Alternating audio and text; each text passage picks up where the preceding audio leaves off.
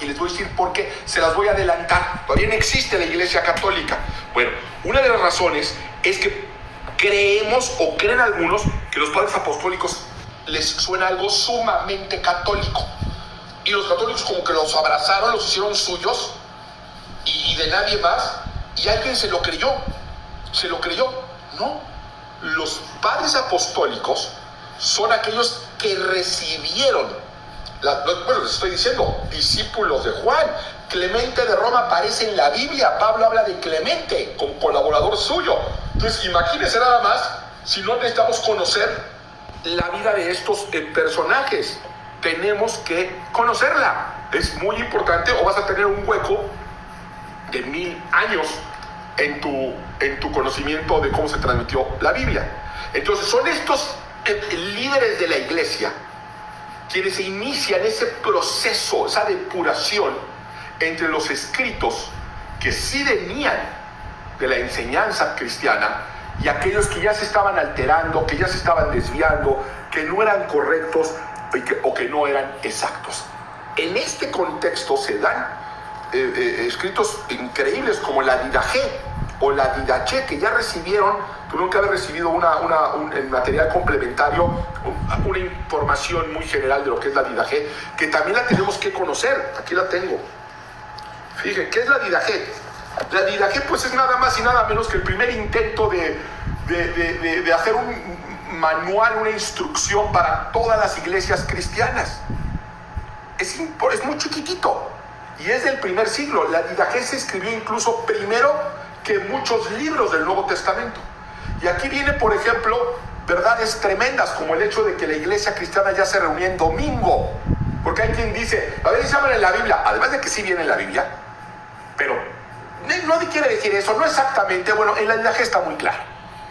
Pero la Didaché no es la Biblia. Efectivamente, la Didaché no es la Biblia, pero es un escrito de los primeros cristianos de la historia.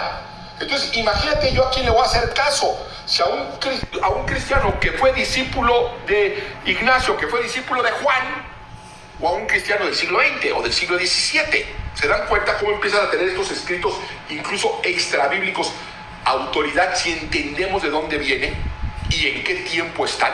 Entonces, aquí es muy claro, clarísimo que ya se bautizaban que bautizaban, que se reunían en domingo, etcétera, etcétera. La Didaché, y algunos me han preguntado, ¿y por qué no está en la escritura? ¿Por qué no está en la Biblia? Bueno, hay dos maneras de responder eso. A la luz de las verdades espirituales, porque Dios no lo determinó, sino ahí estaría. Pero ahí a la luz de la historia, porque se descubrió siglos después. Es un descubrimiento relativamente reciente, de hace pocos siglos, que se descubrió la Didaché, y ahora ya está por todos lados. Ya descubrieron la versión siriaca, la versión copta de la Didaché, y que además eso muestra que fue un documento que circuló ampliamente por las primeras comunidades cristianas, que evidentemente tenían la doctrina mucho más pura que la que podemos tener nosotros ahora a 2000 años de contaminación. Bueno, continuamos.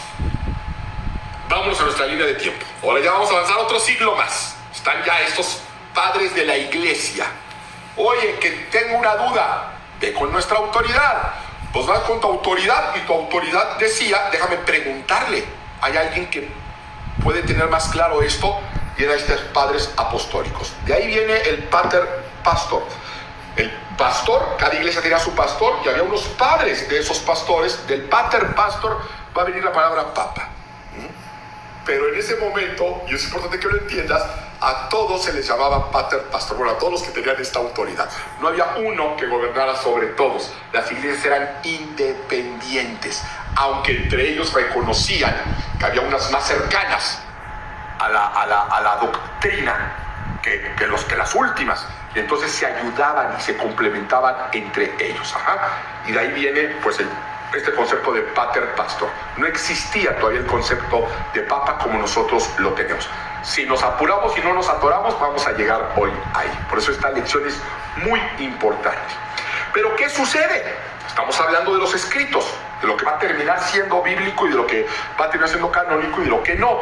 Pues ahora también estos padres de la iglesia empiezan a escribir y empiezan a escribir cartas, así como lo hizo Pablo, así como lo hizo Pedro. Ellos también hacen mucho de eso y defienden y todos estos mártires también, pues murieron martirizados, son héroes de la fe. Y se abre ahora dos ramas importantes, la patrística y la patrología,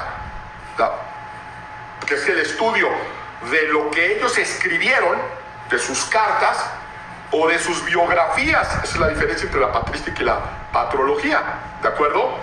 Y así, pues va pasando el tiempo y se van sumando más autoridades que tienen que ver, vuelvo a repetir, con la cercanía a los apóstoles, con la cercanía a un discípulo de un apóstol, con la cercanía a un discípulo de un apóstol, el testimonio de ellos. O sea, las mismas iglesias reconocían a sus autoridades y los mismos líderes dejaban a su cargo a alguien. Fue un proceso de mucho tiempo y pues muy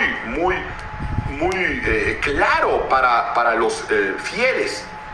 Y entonces, para este momento que estamos llegando ya de la historia, ¿con qué contaban la iglesia? Contaban con la Septuaginta, que si tú eras de lengua griega, o te faltaba el griego, si no sabías hebreo, pues te caía de maravilla la Septuaginta para el Antiguo Testamento. Tenías o el Tanaj, si eras más purista y hablabas hebreo o aprendiste hebreo, pues tenías el Tanaj, con la ventaja de que sabías que le habían sacado los libros intertestamentarios por las razones ya por todos nosotros conocidas. Están los escritos apostólicos, entendiendo que son esos escritos apostólicos que escribieron apóstoles o gente allegada a los apóstoles, o que los apóstoles le dieron autoridad, que son los que se van a terminar convirtiendo en el Nuevo Testamento. Pero el Nuevo Testamento, como nosotros lo entendemos, todavía no existe en ese momento. Son cartas, son hojas que se están copiando y se están transmitiendo de iglesia a iglesia, se las andan mandando por Federal Express. Ahí te mando lo que me llegó del apóstol Pablo, ahí te mando lo que me mandó Policarpo, ahí te mando lo que escribió fulanito, y se están mandando estos escritos apostólicos. Surgen cosas como la Didache, y además pues está la patrística. Están leyendo también lo que estas autoridades piensan, reflexionan, exhortan a las iglesias. Vamos avanzando rápido, ya nos vamos ahora hasta el 400. ¿Qué sucede aquí? Bueno, a partir del año 200 después de Cristo, ya pasó un buen rato desde el tiempo de la caída del Imperio griego. Y ahora sí, pues, y como todo lo que sube tiene que caer, ahora sí ya empiezan a salir copias de la Biblia en latín. Este tipo de copias se les conoce como Vetus Latina.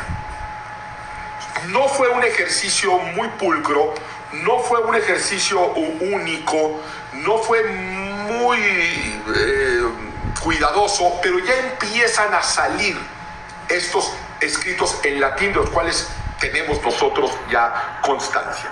Y es a partir de este tiempo, esto lo pongo únicamente como pues para que lo sepamos y los ubiquemos. Los judíos empiezan a escribir la Mishnah, que va a terminar siendo el famosísimo Talmud. Ya les he dicho que tenemos ideas luego nosotros muy extrañas y creemos que la Mishnah y el Talmud vienen de los tiempos de Abraham, de Moisés.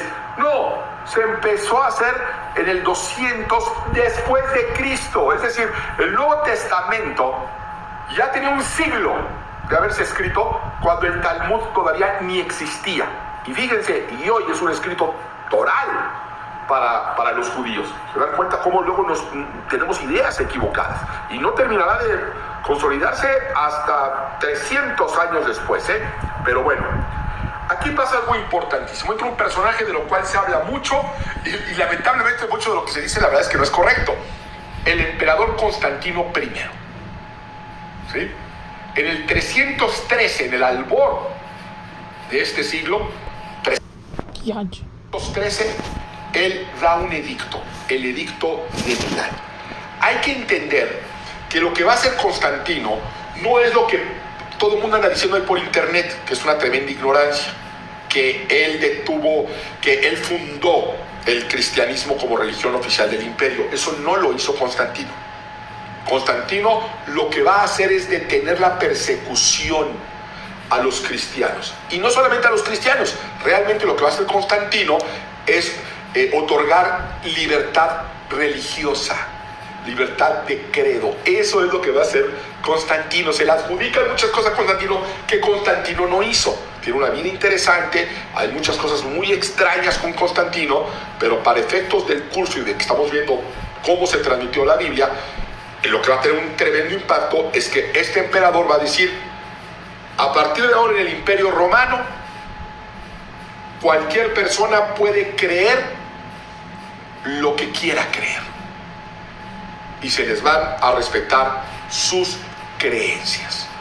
Entonces, por primera vez en la historia del cristianismo, que para este entonces son más de 300 años, más de 3 siglos de cristianismo, por primera vez los cristianos no son perseguidos. Imagínate eso es una muy buena noticia para los cristianos. Pues haber hecho fiesta, haber sentido hasta raros, y ahora sí nos podemos reunir, y no los van a matar, no, ya no los vamos a matar, y podemos cantar, sí, ya pueden hacerlo. Entonces imagínense la importancia de lo que está sucediendo aquí. ¿Y qué hacen inmediatamente? Eso sí, con la ayuda del imperio y el auspicio del emperador Constantino, pues hacen el famosísimo concilio de Nicea en el 325.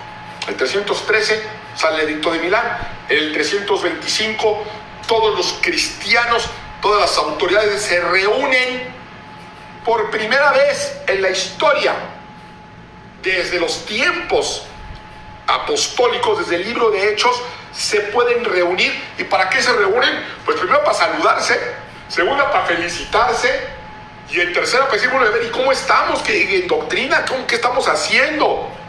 Y establecer lo que es doctrina cristiana y lo que no era, porque ya sabemos que ya habían colándose muchas herejías, muchas ideas, muchas cosas de que Jesús dijo esto que nunca había dicho, y bueno, la responsabilidad principal recaía en los padres de la iglesia. Muy bien. Finalmente el concilio de Nicea arroja una conclusión después de discutir, concertar y conciliar, porque para eso eran concilios, ¿sí? Y es el famosísimo, la declaración del concilio de Trento. La voy a leer, pero quiero que entendamos que se juntan iglesias latinas. ¿Cuáles son las iglesias latinas? Pues todas las iglesias que estaban en el occidente, las iglesias orientales, las que estaban en el oriente, las iglesias sui iuris, que eran iglesias muy independientes, y pues todas no eran idénticas. Es imposible pensar que fueran idénticas. Una iglesia que se funde en una casita en Roma, llevara todo exactamente igual, se reunían en el mismo horario, bautizaban exactamente igual que una iglesia en Jerusalén. Pues claro que no, había diferentes maneras de llevar los ritos. ¿Por qué? Pues porque lo hicieron muchas veces como pudieron. Algunos tenían instrumentos musicales, quizá otros no. ¿Por qué? Pues porque no tenían dinero. Y otros, ¿por qué? Pues porque estaban más cerca de donde los oían y los mataban. Ellos estaban en el campo y podían cantar. Entonces finalmente se reúnen y empiezan a conciliar entre estas iglesias que, repito, no te imagines iglesias como las de ahora. Eran comunidades en casa, acaban de salir de que no los maten. ¿Cómo que se van a poner aquí? Iglesia cristiana, reuniones domingos 11 y 1. Pues, no existía, pero va a empezar a existir porque empiezan a tener libertad, ¿de acuerdo? La conclusión es el credo niceno o el credo de Nicea. Esto concluyó esos primeros cristianos. Vamos a ver si nos parecemos es el credo que debía de llegar hasta nosotros, porque en eso concluyeron los primeros. Y fíjate lo que dice, fíjate qué bonito es. Creemos en un solo Dios, Padre Todopoderoso, Creador del cielo y de la tierra, de todo lo visible y lo invisible.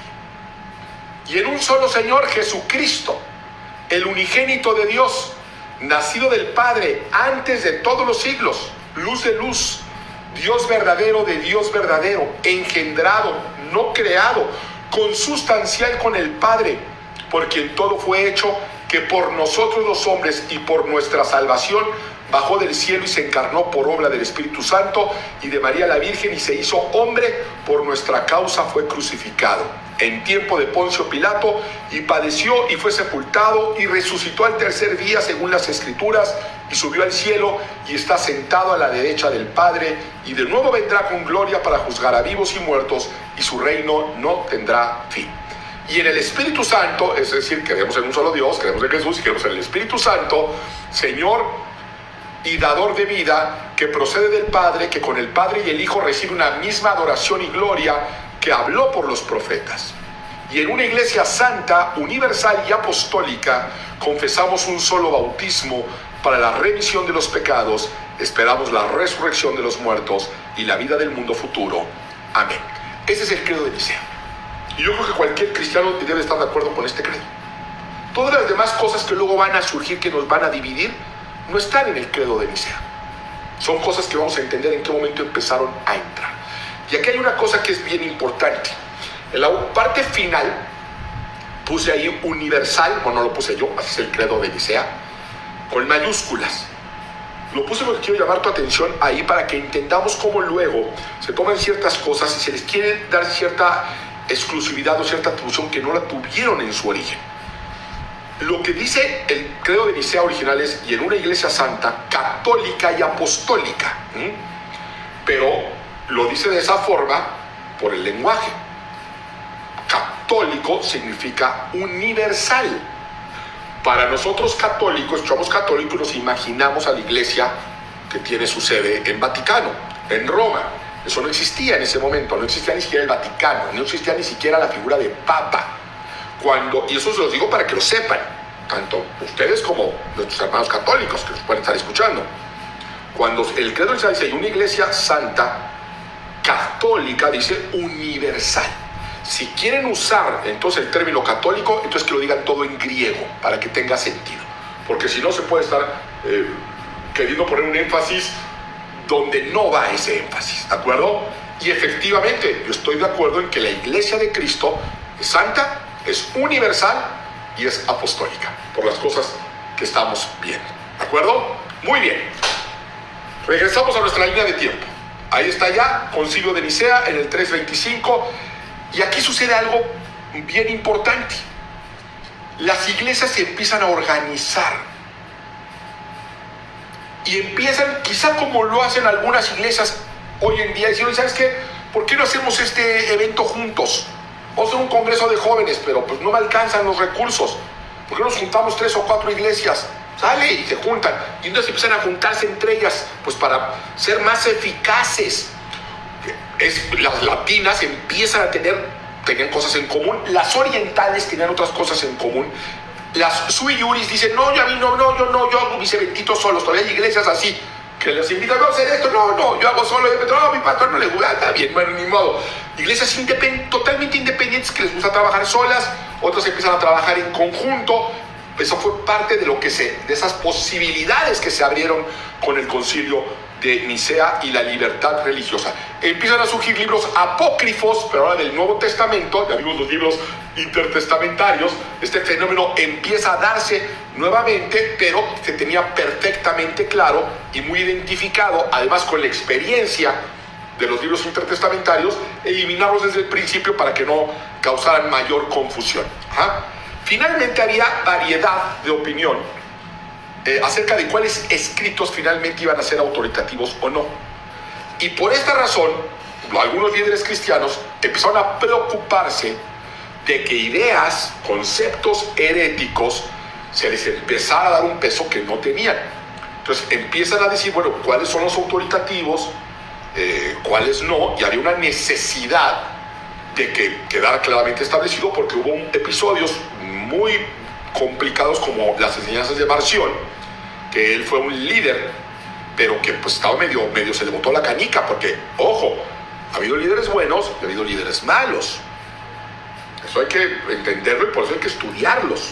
No porque hayan sido líderes ya fueron buenos, ni siquiera porque pertenezcan a una línea de autoridad ya son buenos. Marción es un excelente ejemplo y es uno de muchos.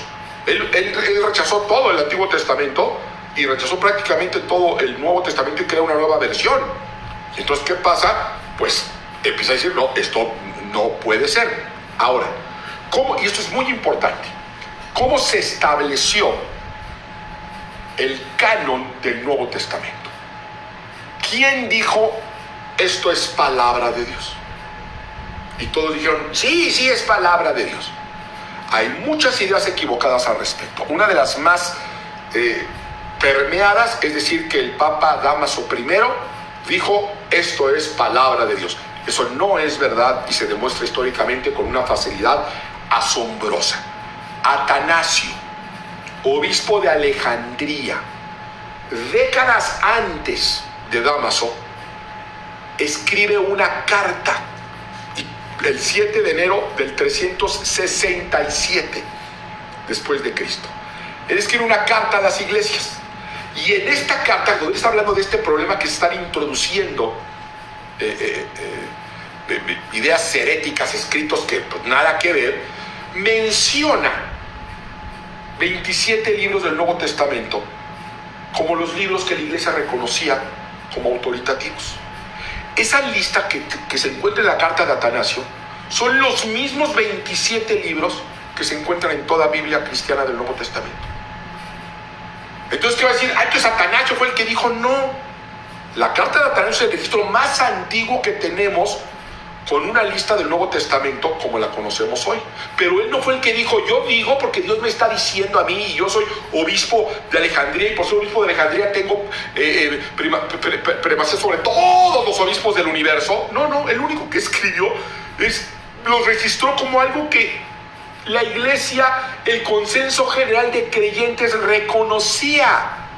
¿Sí? Él no estaba dando un edicto, porque ni siquiera tenía esa autoridad. Él era obispo de Alejandría, nada más. Luego había unos patriarcados donde les voy a decir que había diferentes autoridades.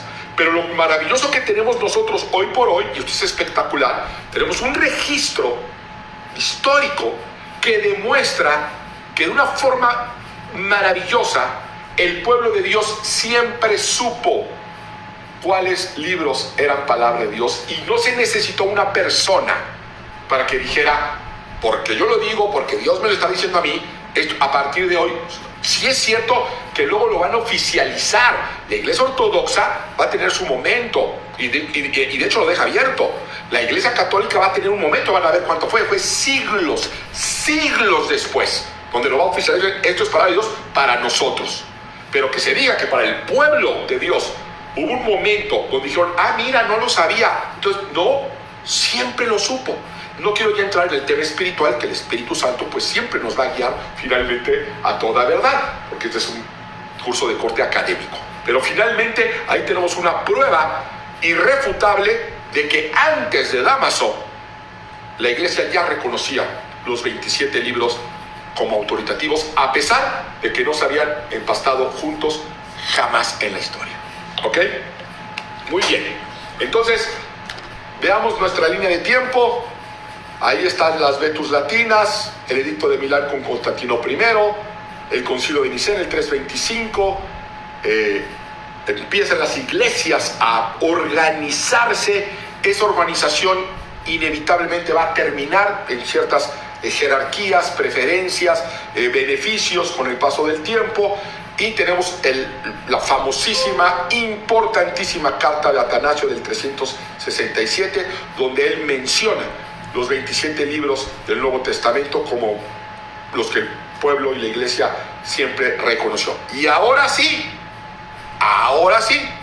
en el 380 después de Cristo, Teodosio I, no Constantino I, Teodosio I va a nombrar el cristianismo niceno como la religión oficial del imperio.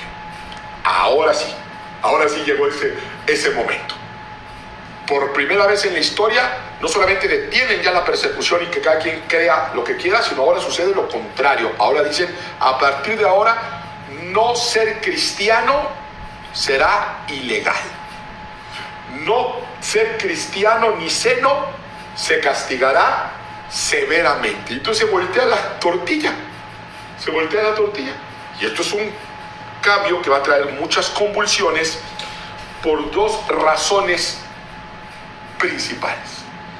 La primera es que los cristianos históricamente habían sido perseguidos toda su vida por los judíos y por los romanos. Y ahora, que ahora está prohibido no creer en el cristianismo niceno, pues se va a tomar tristemente como un revanchismo, y ahora van a ser los judíos y todos los paganos que van a ser perseguidos y castigados cruelmente por no creer en el cristianismo.